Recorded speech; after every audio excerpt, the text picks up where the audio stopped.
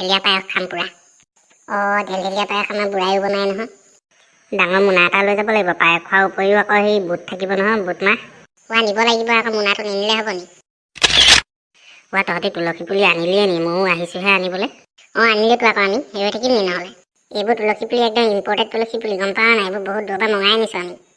এনেই ইম্পৰ্টেড তুলসী পুলি আনিছে। তুলসী পুলি হ'লেই হ'ল, কি হয় ইম্পৰ্টেড আনইম্পৰ্টেড কথা আছে। তই নুবুজিবি। হ'ব দে, বৰ একেবাৰে ইম্পৰ্টেড তুলসী পুলি। গধূলিয়ে দেখিম নহয় তই কেনেকৈ সজা তুলসী পেটি, আমি কেনেকৈ সজাম তইও দেখিবি নহয়। হ'ব দে। বল আমি যাওঁ বল। যা গধূলিলৈ আহিবি আকৌ আমাৰ ঘৰলৈ। আহিম মাহ প্ৰসাদ খাবলৈকে আহিম। তই খাবিনে নিবি সেইটোও জানো মই। হ'ব এতিয়া যাওঁ বল।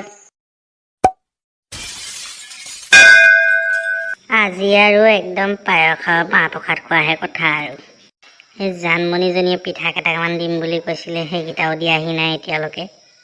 নিদিলেও নাই, পুতুহঁতৰ ঘৰলৈকে যাম আৰু তাতে খামগৈ আৰু। ব্ৰ কি কৰিছা?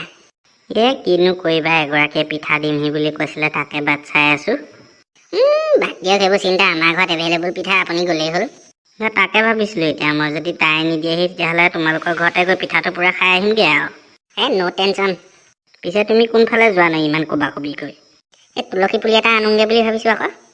তুলসী পুলি আনিবলৈ তুমি বেলেগ ঠাইলৈ যাব লাগে নি? মোৰ ওচৰতে আছে এভেইলেবল, মই বিকিহে আছোঁ। আপুনি তুলসী পুলি বিকিছে? নৈ পাৰলৈ গৈছিলোঁ, তাতে দেখিলোঁ দেখোন ঢেৰ তুলসী পুলি। বাপেকে উঠাই লৈ গুচি আহিলোঁ, এতিয়া বিকি আছোঁ পূৰা। আপুনি মোৰ পৰা পইচা ল'ব নি? তোমাৰ পৰানো মই পইচা ল'ম নি? তোমাৰ কাৰণে ফ্ৰী, বুজিছা, ফ্ৰী। হয় নি? দিয়ক তেতিয়াহ'লে। ৰ'বা মই হাউতকৈ লৈ আহিছোঁ। বৰ ধুনীয়া দেই তুলসী পুলিটো। আৰে মই চাই আনিছোঁ ন, ধুনীয়া হ'বই। মজা। হ'ব এতিয়া মই যাওঁ, আপুনি কিন্তু গধূলিলৈ আহিব আকৌ দেই। একেবাৰে চিন্তা নকৰিবা, আই এম ৰেডি অলৱেজ। বোলো কি কৰিছা? পিঠা কেইটামানকে বোলো বনাই লওঁ। হয় নেকি? কি পিঠা বনাবা পিছে? বনাম আৰু কিবা কিবি। মজা হ'ব, বনোৱা। মোক আকৌ কুঁহিয়াৰ দানা আনি দিবা আকৌ দেই, বাকী বস্তুবোৰ মই ৰেডি কৰি থৈছোঁ। হ'ব, তুমি চিন্তা কৰিব নালাগে। পাপা মই তুলসী পুলি আনিলোঁ, ৰুংগে ব'লা। ক'ৰ পৰা আনিলি তই আকৌ এই পুলিটো? মই আনিলোঁ আকৌ পাপা, কেলেনো তোমাক এতিয়া ৰুংগে ব'লা। এইবাৰৰ পৰা যদি তুলসী পুলি যত্ন নলওঁ তোক চাবি আকৌ কি কৰিম মই। হ'ব চাম, এতিয়া যাওঁ ব'লা। যাওক ময়ো পিঠাকেইটা পুৰি আজৰি হৈ লওঁ।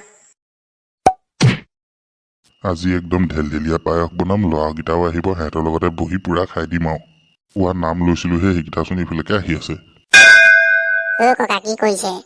কিনো কৰিবি আৰু, তুলসী পুলিটো ৰুলো, এতিয়া ভাবিলো ঢেলঢেলীয়া পায়স অকণমান বনাম।